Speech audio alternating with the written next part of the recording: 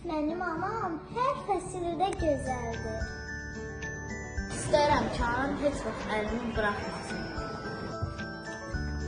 Hər gün onun üçün mehriban və yaxşı yolda olmağa çalışıram. Qayğıkeş anam, səni sevirəm. Anam hər zaman yanımda olsun. Mən güləndə anam da gülür. Gülüş sənə çox yaraşır, anam. Anasız dünya istəmir. Anam incə olduğu qədər də güclüdür. Anamın yüzü günəş yüzüdür. Mənim anam dünyanın ən gözəl anasıdır. Anam bizim vərəsimizdir. Ana haqqı ödənməz.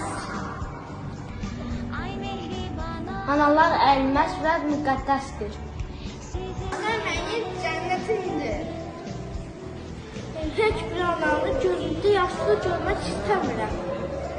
Cəmiyyətin gələcəyi anaların əlindədir. Dünyanı gözəlləşdirən analarımızdır. Mən anamı çox istəyirəm və o həmişə mənim qayğıma qalır.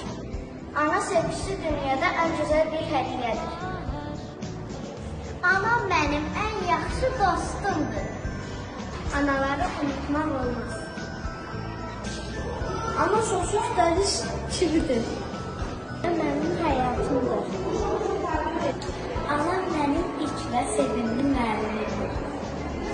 Anam mənim başladımdır. Mən dünyanı anamla kəşf etmək istəyirəm. Məni qoruyan anamın dualarıdır. Anam mənim üçün hər zaman əzizdir. Ana qucaqda ən isti və ən təhlükəsiz yerdir.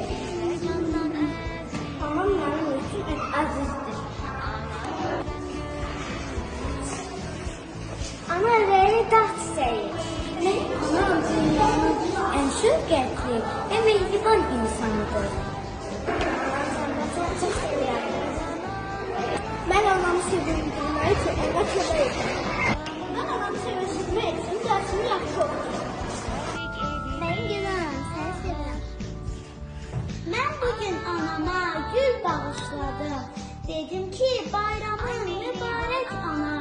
Öpüb üz gözündən həyal qışladım. Dedim ömrün açsın, gül çiçək ana.